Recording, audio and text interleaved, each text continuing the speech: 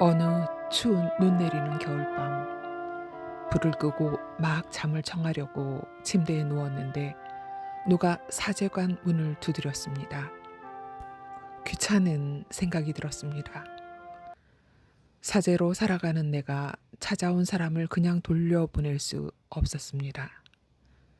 불편한 마음으로 잠자리에서 일어나 문을 열었습니다. 문 앞에는 험상궂은 나병 환자가 추워서 벌벌 떨며 서 있었습니다. 나병 환자의 흉측한 얼굴을 보고 섬찟했습니다. 그래도 마음을 가라앉히고 정중하게 물었습니다. 무슨 일로 찾아오셨습니까? 죄송하지만 몹시 추워 온몸이 꽁꽁 얼어 죽게 생겼네요. 몸 좀 녹이고 가게 해주시면 고맙겠습니다. 문둥병 환자는 애처롭게 간청했습니다. 마음으로는 솔직히 안 된다고 거절하고 싶었습니다. 하지만 사제의 양심에 차마 그럴 수가 없었습니다. 마지못해 머리와 어깨에 쌓인 눈을 털어주며 안으로 안내했습니다. 자리에 앉자 살이 썩는 고름으로 심한 악취가 코를 찔렀습니다. 어떻게 식사는 하셨습니까? 아니요. 벌써 며칠째 굶어 배가 등가죽이 붙었습니다. 나는 식당에서 아침 식사로 준비해둔 빵과 우유를 가져다 주었습니다.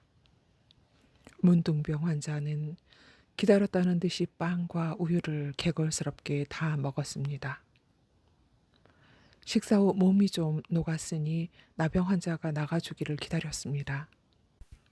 하지만 문둥병 환자는 가기는커녕 기침을 콜록이며 오히려 이렇게 부탁을 했습니다. 성도님, 지금 밖에 눈이 많이 내리고 날이 추워 도저히 가기 어려울 것 같네요. 하룻밤만 좀 재워주시면 감사하겠습니다. 할 수 없지요. 누추하기는 하지만 그럼 여기 침대에서 하룻밤 주무시고 가시지요.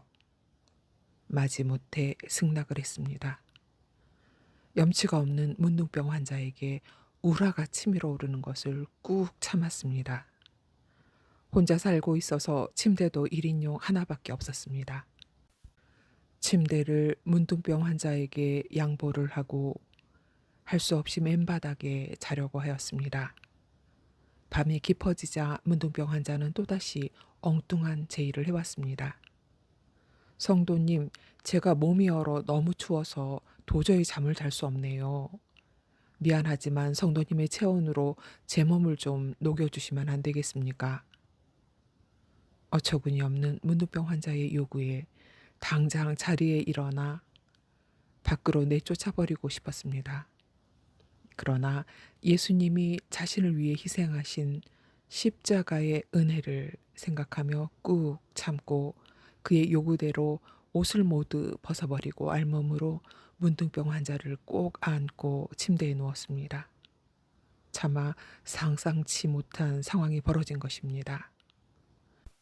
1인용 침대라 잠자리도 불편하고 고약한 냄새까지 나는 문둥병 환자의 몸을 밀착시켜 자기 체온으로 녹여주며 잠을 청했습니다.